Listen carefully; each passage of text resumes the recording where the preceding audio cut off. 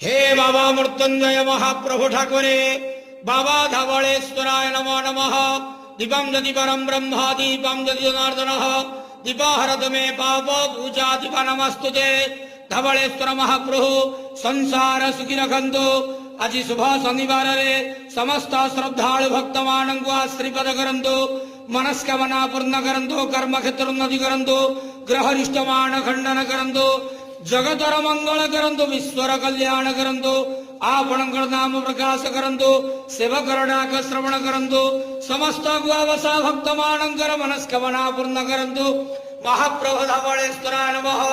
संसार सुखी रखंतु आनंद के वार हरि बोलो।